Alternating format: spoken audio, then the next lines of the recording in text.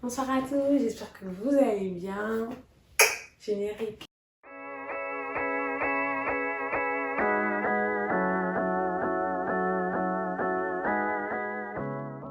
Aujourd'hui, j'aimerais vous parler de ma vie avant Christ. J'aimerais vous parler de ma vie avant Christ, de comment j'ai rencontré Christ, de comment il a transformé ma vie. Parce que je m'appelle Carmen.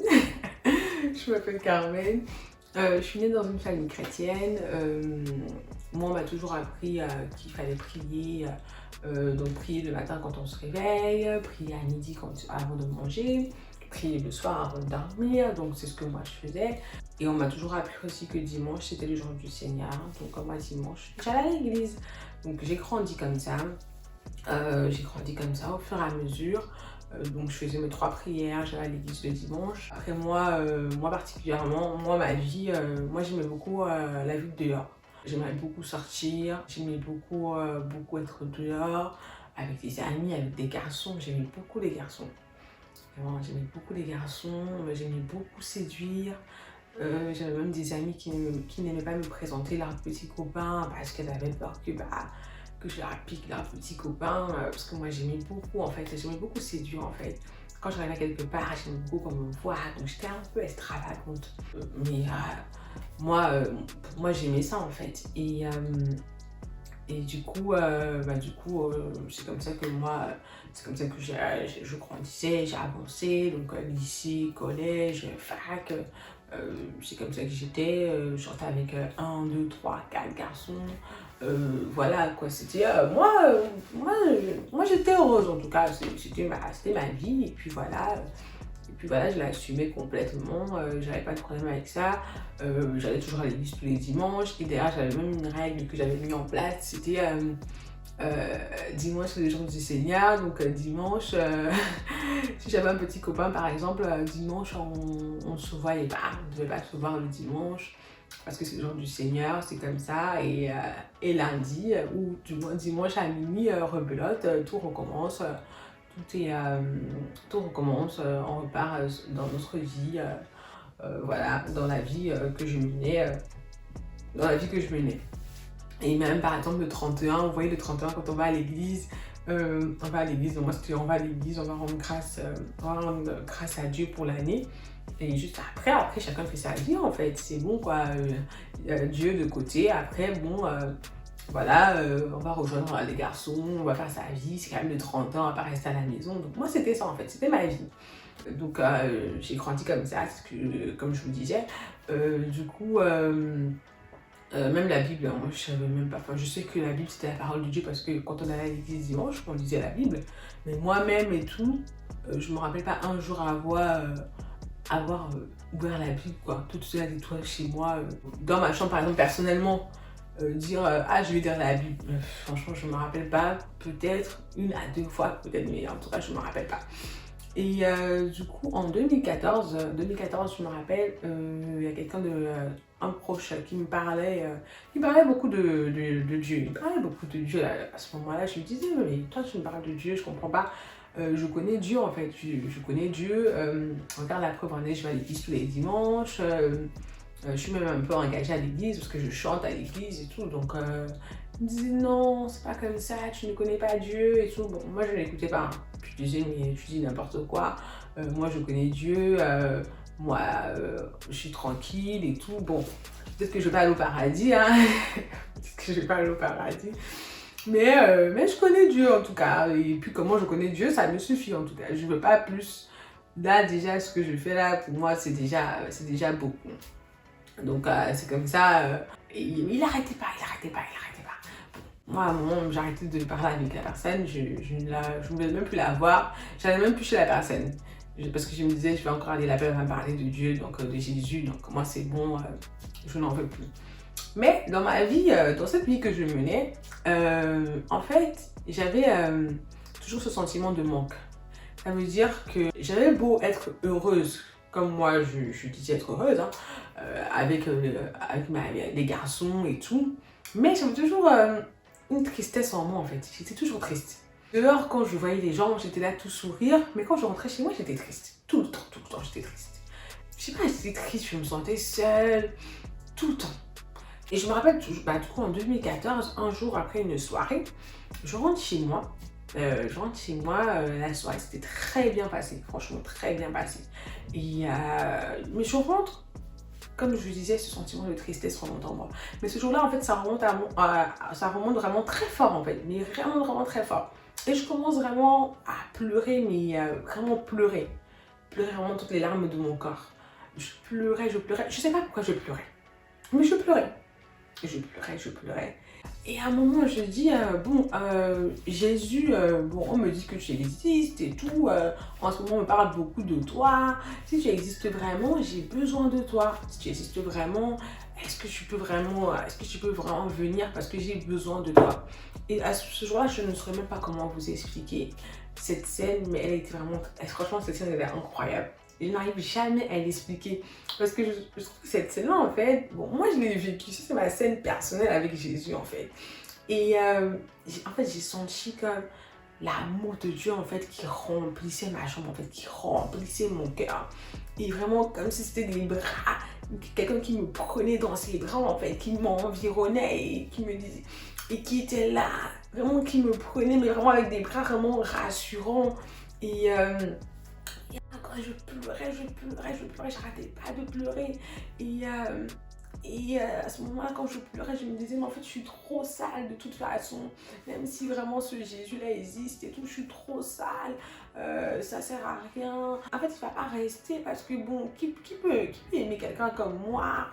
Regarde tout ce que j'ai fait avant, regarde toutes les choses que j'ai fait. C'est même pas possible de toute façon. Et plus je pensais comme ça, parce que je ne parlais pas, en fait, je pleurais. C'est tout dans ma tête, en fait, qu'il y avait ces pensées-là. Donc, plus je pensais comme ça, plus je sentais vraiment que l'amour, vraiment, l'atmosphère changeait dans ma chambre, en fait. Et à ce moment-là, du coup, j'entends une voix qui me dit, Carmen, peu importe ce que tu as fait avant, peu importe ce que tu as fait avant, je suis là, je t'attendais, je ne te condamne pas, je ne te juge pas. Et là, j'ai encore plus pleuré.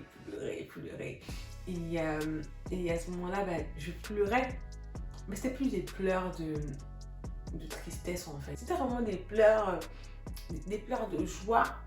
C'était vraiment mélangé. C'était très mitigé. Je me rappelle, après, j'ai appelé mon beau-frère, parce que c'est mon beau-frère du coup qui me parlait beaucoup de Jésus.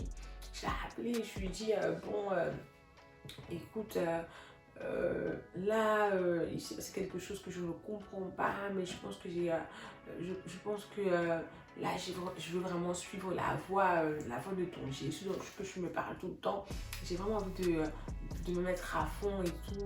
Donc après lui et moi, après on a continué à parler, ça c'est pas important. Tout ça pour vous dire que en fait, j'étais pas parfaite. Et encore aujourd'hui, je ne suis pas parfaite. Je vous dis la vérité, je ne suis pas parfaite. J'ai mes défauts, j'ai mon caractère. Je ne suis pas parfaite du tout. Je suis tout simplement une fille qui a été rachetée par la grâce. Tout simplement. Je ne suis pas parfaite. Je suis une fille remplie de défauts. Mais j'ai tout simplement été rachetée par la grâce. À aucun moment, je méritais de rencontrer Jésus. À aucun moment. À aucun moment, quelle est l'œuvre que j'ai faite? Quel est ce mérite en fait que j'avais de le rencontrer avec la vie que je menais, avec les choses que je faisais avant? Quel mérite j'avais de le rencontrer? Aucun. Aucun. Mais lui, en fait, il n'a pas regardé à ma vie d'avant. Il n'a pas regardé aux choses que je faisais avant. Il n'a pas regardé à mes péchés. Il n'a pas regardé à la Carmen que j'étais. Il ne m'a pas jugée. Il ne m'a pas condamnée. Il m'a pris dans ses bras. Il m'a pris telle que j'étais. Telle que j'étais. Il n'a pas dit oh non, non, non, ça franchement, ce que tu as fait là. Non, il m'a pris telle que j'étais. Et je crois que si il a fait pour moi, il peut également le faire pour toi. Il n'y a pas de raison. Il peut également le faire pour toi. Il ne va pas te juger. Il ne va pas te condamner. Il ne va pas te mépriser. Il ne va pas t'insulter. Il ne va pas t'abandonner. Il ne t'abandonnera pas. Peu importe ce que tu as fait, peu importe la personne que tu étais avant, peu importe la personne que tu es actuellement, peu importe les choses que tu fais, peu importe les péchés dans lesquels tu es tombé, peu importe ce que tu fais, crois-moi, Jésus t'aime en fait. Il t'aime d'un amour exceptionnel. Il t'aime d'un amour incommensurable. Il ne regarde pas à la personne que tu es. Non, non, non, non.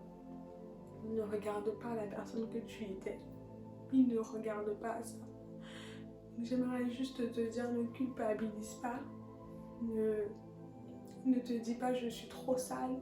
Ne te dis pas de toute façon moi je suis condamnée à aller en enfer. Non, ne te dis pas ça, je t'assure. En fait, il n'attend que toi en fait. La porte est ouverte, il n'attend que toi. Là, il te tend sa main en fait. Il attend juste que tu prennes sa main et que tu lui dises ça y est, c'est bon, je veux marcher avec toi. Mais retiens ça, il ne te jugera jamais. Jamais, jamais, jamais. Sinon, il ne m'a pas jugé. C'est pas lui qui jugera, il ne te jugera jamais. En fait, il n'est pas... J'ai connu l'amour des hommes, je vous assure, j'ai connu l'amour des hommes.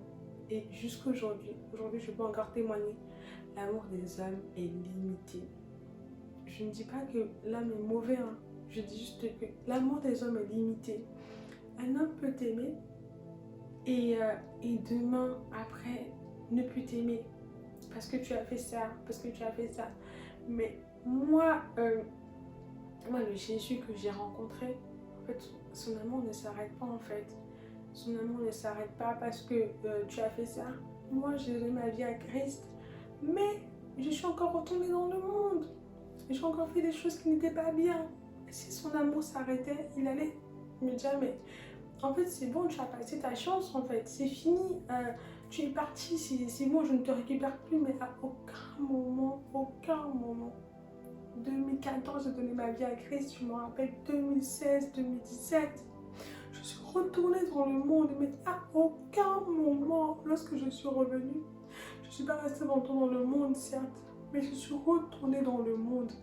Lorsque je suis revenue, il ne m'a pas dit, Carmen, non, c'est bon, je ne veux plus de toi, non. Il m'a récupérée et il ne m'a jamais abandonnée. Jamais abandonnée. Il n'a jamais laissé ma main. Il ne m'a jamais quittée en fait. Donc je veux juste te dire, Jésus t'aime. Je veux juste que tu saches que Jésus t'aime. Je ne suis pas en train de te prêcher une église. Je ne suis même pas en train de prêcher. Je ne suis pas en train de te parler d'une église. Je ne suis pas en train de te parler d'un pasteur. Je ne suis pas en train de te parler d'une religion. Je veux juste te dire que Jésus t'aime. Jésus t'aime. Il ne regarde pas ce que tu fais. Il ne regarde pas ce que tu es actuellement. Il ne regarde pas à ça. Son amour ne dépend pas de ce que tu fais. Son amour ne dépend pas de ce que tu es. Juste te dire que Jésus t'aime. Moi aussi je t'aime. Et encore une fois de plus, Christ t'aime plus que moi. Bye.